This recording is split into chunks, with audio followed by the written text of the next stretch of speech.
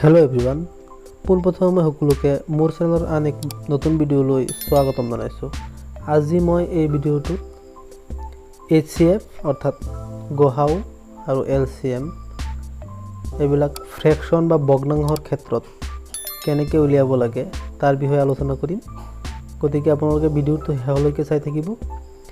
পলম নকৰাকৈ আহক আৰম্ভ কৰোঁ আজিৰ ভিডিঅ'টো।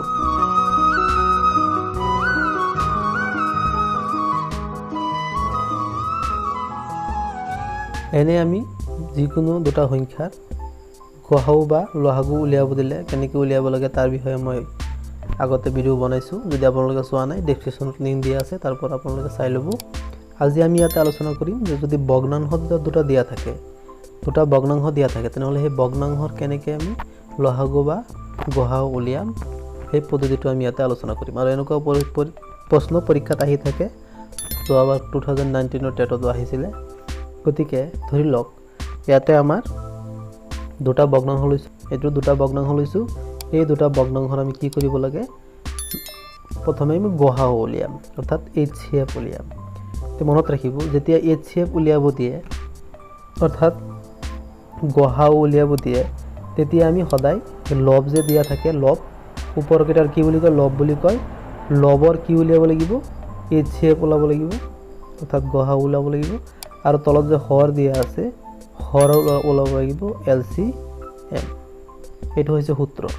HCF যেতিয়া আমি উলিয়াম ভগ্নাংশৰ ক্ষেত্ৰত, তেতিয়া লবত দিয়া থকা সংখ্যাবিলাকৰ HCF উলিয়াম অৰ্থাৎ গহাও উলিয়াম, আৰু হৰত দি থোৱা সংখ্যাবিলাকৰ লহাগু উলিয়াম।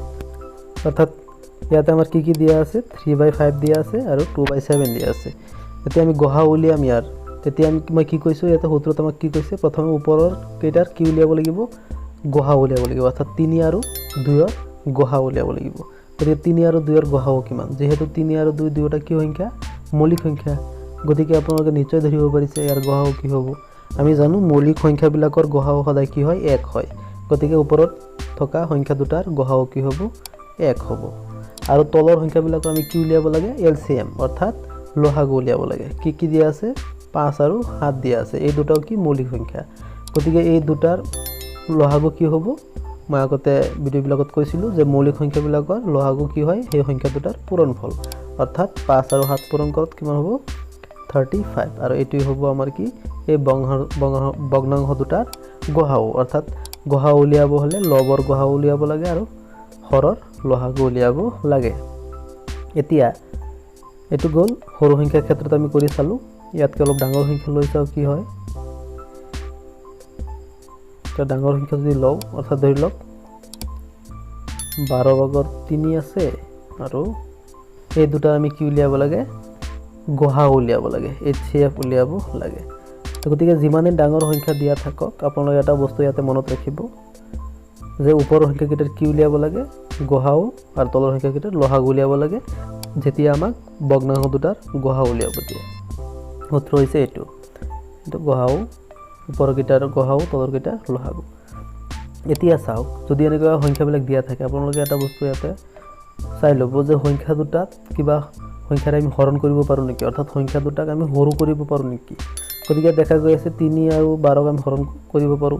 3 যাব এবাৰ, 12 যাব কেইবাৰ, 4 বাৰ। গতিকে এই ভগ্নাংশটো কি হ'ব, 1/4 হ'ব। তাৰপিছত এইটো যদি কাটি দিওঁ, 4 যাব, 4ত এবাৰ, আৰু 32 যাব কেইবাৰ, 8 বাৰ। গতিকে কি হ'ব, 1/8 হ'ব। অৰ্থাৎ সৰু হৈ গ'ল। এতিয়া আমি এই দুটাৰ কি উলিয়াম, গহাও উলিয়াম। গহাও উলিয়াব হ'লে ওপৰকেইটাৰ কি উলিয়াব লাগিব, গহাও, তলৰকেইটাৰ লহাগু। ওপৰত কি আছে, 1 আছে, দুয়োটা 1 আছে। গতিকে ইহঁতৰ গহাও কি হ'ব, 1 হ'ব। আৰু তলত 4 আৰু 8 আছে, 4 আৰু 8ৰ লহাগু কি হ'ব, 8 হ'ব। গতিকে এইটো হ'ব আমাৰ ইয়াৰ উত্তৰ। গতিকে আপোনালোকে নিশ্চয় ধৰিব পাৰিছে যে ভগ্নাংশ যদি আমাক গহাও উলিয়াব দিয়ে অৰ্থাৎ HCF উলিয়াব দিয়ে, তেতিয়া আমি কি কৰিম, তেতিয়া আমি ওপৰত যে দিয়া থাকে অৰ্থাৎ লব যে দিয়া থাকে ভগ্নাংশ দুটাৰ, সেই লবৰ কি উলিয়াব লাগিব, গহাও উলিয়াব লাগিব, আৰু হৰৰ লহাগু উলিয়াব লাগিব। এতিয়া আমি চাম লহাগু কেনেকৈ উলিয়াব লাগে। লহাগু উলিওৱাৰ সূত্ৰটো ইয়াৰ ওলোটা হয়। অৰ্থাৎ লহাগু উলিয়াব হ'লে লবৰ উলিয়াব লাগিব লহাগু, আৰু হৰৰ উলিয়াব লাগিব কি, গহাও। অৰ্থাৎ এইটোৰ ওলোটা হৈ যাব। গতিকে এইটো আমি কৰি চাওঁ কি হ'ব। অৰ্থাৎ যদি আমাক LCM উলিয়াব দিয়ে ভগ্নাংশ দুটাৰ, বা ভগ্নাংশৰ LCM উলিয়াব দিয়ে, তেতিয়া আমি কি কৰিম, ওপৰত যে দিয়া থাকে অৰ্থাৎ লবৰ উলিয়াব লাগিব LCM, অৰ্থাৎ যিটো উলিয়াব দিয়ে তাৰ লবৰ কি উলিয়াম, LCM উলিয়াম, লহাগু উলিয়াম, আৰু তলৰটো, গতিকে তলৰটো আমি কি উলিয়াব লাগিব, হৰৰ HCF অৰ্থাৎ গহাও উলিয়াব লাগিব। এতিয়া আমি এটা উদাহৰণ ইয়াতে কৰি চাওঁ। এতিয়া ধৰি লওক উদাহৰণত আমি লৈছোঁ 2/5 5/2 আৰু 7/9 লৈছোঁ। এই দুটা আমি কি উলিয়াব লাগে, লহাগু উলিয়াব লাগে, গহাও নহয় লহাগু। লহাগু উলিয়াবলৈ ওপৰত কেইটাত আমি কি উলিয়াব লাগিব, LCM অৰ্থাৎ লহাগু উলিয়াব লাগিব, তলৰ কেইটাত কি উলিয়াব লাগিব, গহাও উলিয়াব লাগিব। গতিকে ওপৰত কি আছে, 2 আৰু 9 আছে, গতিকে 2 আৰু 9ৰ কি উলিয়াম, লহাগু উলিয়াম। লহাগু উলিয়ালে কি হ'ব, যিহেতু দুয়োটা হৰণ যোৱা কোনো সংখ্যা নাই, গতিকে 2 আৰু 9ৰ লহাগু আমি ইহঁতৰ পূৰণফল উলিয়াব লাগিব। 2 9 কিমান, 18 হ'ল। তাৰপিছত তলৰ কেইটাত আমি কি উলিয়াব লাগিব, গহাও উলিয়াব লাগিব। 5 আৰু 7 আছে, 5 আৰু 7 যিহেতু মৌলিক সংখ্যা, ইহঁতৰ গহাও কি হ'ব, 1 হ'ব। গতিকে উত্তৰটো হ'ব কিমান, 18। এনেকৈ আমি লহাগু উলিয়াম। অৰ্থাৎ লহাগু উলিয়াব হ'লে আমি কি কৰিব লাগিব, ওপৰত লবৰ লহাগু ল'ব লাগিব আৰু হৰৰ গহা উলিয়াব লাগিব। গতিকে আৰু এটা আমি আৰু উদাহৰণ কৰি চাওঁ যে কেনেকৈ উলিয়াব লাগে। কেইটামান উদাহৰণ কৰিলে মানে সহজ হৈ যাব বস্তুটো। ধৰি লওক লৈছোঁ 4/9 আৰু লৈছোঁ 11/13। এইটো আমি কি উলিয়াব লাগে, লহাগু উলিয়াব লাগে। লহাগু উলিয়াবলৈ কি কৰিব লাগিব, ওপৰৰ যে দুটা আছে ব্লক তাৰ কি উলিয়াব লাগিব, লহাগু, আৰু তলৰ কেইটা উলিয়াব লাগিব কি, গহাগু। অৰ্থাৎ ওপৰত লহাগু উলিয়াওক। 4 আৰু 11ৰ লহাগু কিমান হ'ব, যিহেতু ইহঁতত কোনো সংখ্যাৰে কি কৰিব নোৱাৰোঁ, হৰণ কৰিব নোৱাৰোঁ, গতিকে 4 আৰু 11ৰ পূৰণফলেই হ'ব ইহঁতৰ লহাগু। 4 আৰু 11 পূৰণ কৰক, কিমান হ'ব, 44 হ'ব। তাৰপিছত 9 আৰু 13 কি উলিয়াব লাগিব, গহাও, যিহেতু 9 আৰু 13ৰ মাজত হৰণ যোৱা কোনো সংখ্যা নাই, গতিকে ইহঁতৰ গহাও কিমান হ'ব, 1। উত্তৰটো হ'ব কিমান, 44। এনেকৈ আমি কি উলিয়াব পাৰোঁ, ভগ্নাংশৰ লহাগু উলিয়াব পাৰোঁ। এতিয়া আমাৰ পৰীক্ষাত যোৱা টেট পৰীক্ষাত এটা প্ৰশ্ন আহিছিলে। কেনেকুৱা প্ৰশ্ন আহিছিল মই দেখুৱাই আছোঁ। প্ৰশ্নটো এনেকুৱা আছিল যে LCM অফ 3/2 আৰু ধৰক 5/7, এই সংখ্যাবিলাক এনেকুৱা নাছিল, বেলেগ আছিলে। মই উদাহৰণ ইয়াতে দেখুৱাই আছোঁ আৰু ইনটু HCF এনেকৈ আছে, ধৰি লওক HCF এই দুটা সংখ্যাই, অৰ্থাৎ 2/3, 7/5 এনেকৈ আছিল প্ৰশ্নটো। মানে মানকেইটা বেলেগ বেলেগ, কিন্তু প্ৰশ্নটো এনেকৈ আছিল। অৰ্থাৎ এই যে সংখ্যা দুটা দিয়া আছে, এই সংখ্যা দুটাৰ লহাগু, এই সংখ্যা দুটাৰ লহাগু আৰু এই সংখ্যা দুটাৰে গহাওৰ পূৰণফল উলিয়াব লাগে। এতিয়া আমি এইটো দেখাৰ লগে লগে হয়তো বহুতে প্ৰথমে কি উলিয়াইছোঁ, এই সংখ্যা দুটাৰ লহাগু উলিয়াইছোঁ, পিছত এই সংখ্যা দুটাৰ গহা উলিয়াইছোঁ, উলিয়াই পেলাইহে উত্তৰটো কৰিছিলোঁ। কিন্তু তেনেকৈ নকৰাতকৈ আমি অতি সহজে কৰিব পাৰোঁ। কেনেকৈ, আমি ইয়াৰ আগতে ভিডিঅ'ত এটা সূত্ৰ আলোচনা কৰিছিলোঁ। সূত্ৰটো আছিল কি, LCM অৰ্থাৎ গহাও পূৰণ HCF লহাগু ইজিকেলটো কি আছিল, A into B, অৰ্থাৎ সংখ্যা দুটা বা সংখ্যা যিমানেই থাকক গোটেইকেইটাৰ পূৰণফল সমান। গতিকে ইয়াত আমাক কি উলিয়াব দিছে, LCM আৰু HCFৰ পূৰণফল উলিয়াব দিছে।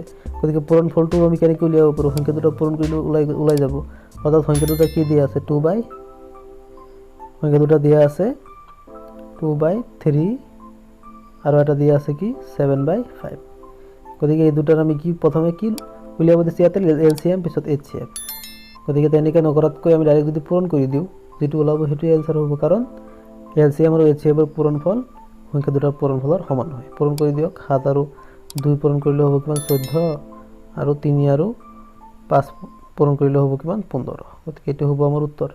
আপোনালোকে LCM আৰু HCF উলিয়াই পেলাইও যিটো ওলাব সেইটো উত্তৰ এইটোৱেই হ'ব। গতিকে তেনেকৈ কৰাতকৈ আমি ডাইৰেক্ট সংখ্যা দুটা পূৰণ কৰি দিলে ওলাই যাব। অৰ্থাৎ সূত্ৰ ব্যৱহাৰ মনত পেলালে আমি অতি সহজে কৰিব পাৰোঁ। কেৱল ইয়াৰ ওপৰতো আৰু কেইটামান প্ৰশ্ন পিছৰ ভিডিঅ'বিলাকত মই আলোচনা কৰিম, গতিকে তেতিয়া আপোনালোকৰ ক্লিয়াৰ হৈ যাব। এতিয়া মনত ৰাখিব যে যদি ভগ্নাংশৰ আমাক যদি কয় ভগ্নাংশৰ HCF উলিয়াবৰ কাৰণে, অৰ্থাৎ গহাও উলিয়াবৰ কাৰণে, তেতিয়া লবৰ কি উলিয়াব লাগিব, গহাও, আৰু হৰৰ উলিয়াব লাগিব লহাগু। আৰু যদি আমাক LCM উলিয়াব দিয়ে ভগ্নাংশ, তেতিয়া কি হৈ যাব, লবৰ হ'ব LCM অৰ্থাৎ লহাগু, আৰু হৰৰ হ'ব কি HCF বা গহাও। এইটো সূত্ৰটো আপোনালোকে মনত ৰাখিব। গতিকে পৰীক্ষাত যিকোনো প্ৰশ্ন হওক ইয়াৰ ওপৰত আপোনালোকে কৰিব পাৰিব। গতিকে আজিৰ ভিডিঅ'টো ইমান দীঘলীয়া নকৰোঁ, এইখিনিতে মই ভিডিঅ'টো সামৰিব বিচাৰিছোঁ। যদি আপোনালোকৰ ভিডিঅ'টো ভাল লাগে তেনেহ'লে লাইক কৰিব, কমেণ্ট কৰিব, শ্বেয়াৰ কৰিব, আৰু যদি মোৰ চেনেলত নতুনকৈ আহিছে তেনেহ'লে অনুগ্ৰহ কৰি ছাবস্ক্ৰাইব কৰিব আৰু লগতে বেলটোও দবাই দিব, যাতে মই নতুন নতুন ভিডিঅ' আপলোড দিয়াৰ লগে লগে আপোনালোকে নটিফিকেশ্যন পাই যায়। গতিকে আজিৰ ভিডিঅ'টো চোৱাৰ কাৰণে সকলোকে ধন্যবাদ।